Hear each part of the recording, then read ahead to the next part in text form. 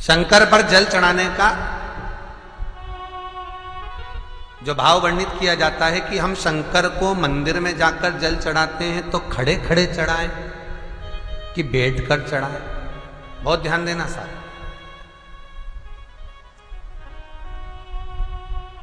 शंकर में मंदिर में जाकर हम भगवान शंकर को जल चढ़ाएं तो खड़े होकर चढ़ाएं कि बैठ कर चढ़ाएं।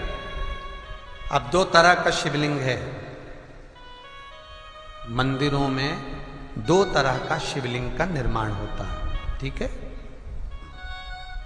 एक विष्णु शिवलिंग,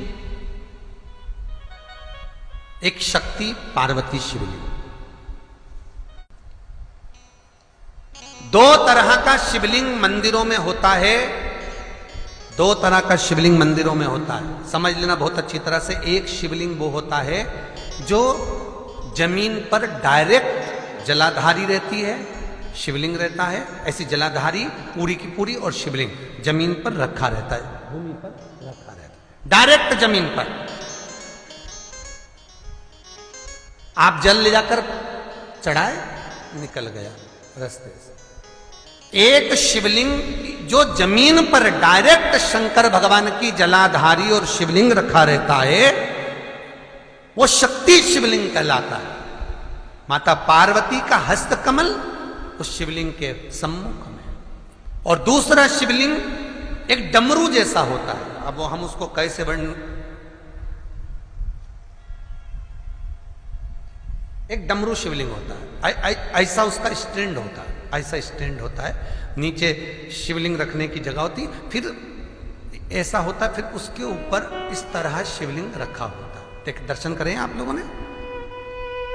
अब फिर इसके ऊपर शंकर भगवान का शिवलिंग रखा होता है, ठीक है। इस तरह का जो शिवलिंग होता है, एक डायरेक्ट नीचे रखा हुआ शिवलिंग, और एक भगवान जो नीचे डमरू जैसी आकृति होती है, इस पे जो डमरू जैसा जो भाग बना होता है, ये भगवान विष्णु का हस्तकमल है, और ऊपर का जो भाग है वो भगवान ब्रह्मा का हस्तकमल है। इसको विष्णु शिवलिंग कहते हैं।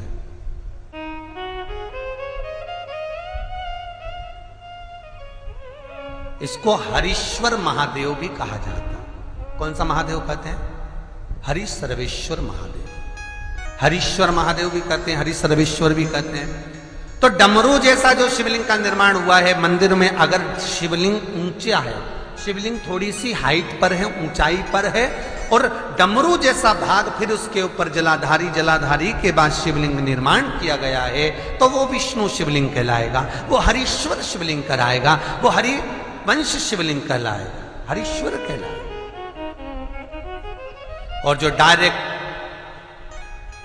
सीधे जो रखा हुआ है, 12 ज्योतिर्लिंग के अगर आप दर्शन करेंगे तो कहीं पर भी आपको विष्णु शिवलिंग नहीं मिलेगा, केवल एक नागेश्वर को छोड़कर। कहां पर छोड़कर? जम के बोलिए। केवल एक नागेश्वर, नागेश्वर को छोड़कर बाकी के जितने 12 ज्योतिर्लिंग में शिवलिंग के दर्शन करोगे सब शक्ति शिवलिंग मिलेंगे, सब जमीन पर। आप जितने भी देखेंगे, काशी का देखेंगे, महाकालेश्वर देखेंगे, तो डायरेक्ट जमीन पर जलाधारी बनी है महाकाल बाबा की, डायरेक्ट जमीन पर बनी है, कोई ऊंचाई नहीं है, डायरेक्ट जमीन पर फिर शिवलिंग है। ओमकारेश्वर देख लीजिए, ममलेश्वर देख लीजिए, आप चाहें तो विश्वनाथ देख लीजिए, डायरेक्ट जमीन पर। सोमनाथ देख लीजिए, डायरेक्ट जमीन पर।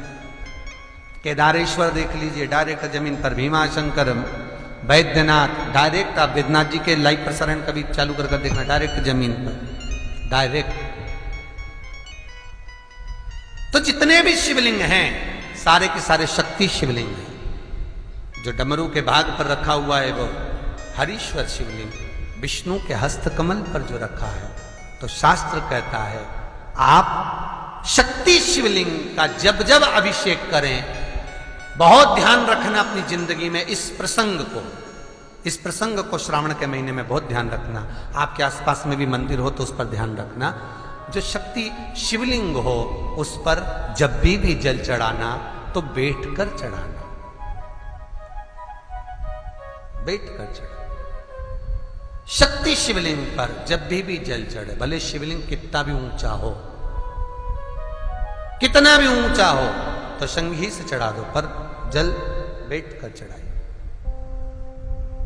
भले शिवलिंग ऊपर है, पूरा तरह से हाथ नहीं पहुंचा, जैसे सोमनाथ जी में अब शिवलिंग कितना बड़ा है, महाकालेश्वर का शिवलिंग कितना बड़ा है, तो उसको तो बैठकर स्नान नहीं करा सकते। भले शिवलिंग कितना भी ऊंचा हो, पर अगर भूमि टच है, शिवलिंग अगर भूमि टच है, शक्ति शिवलिंग है, तो भले आधा शिवलिंग नहाए, आधे पर पानी जाए, पर बैठकर ही स्नान कराया जाता है।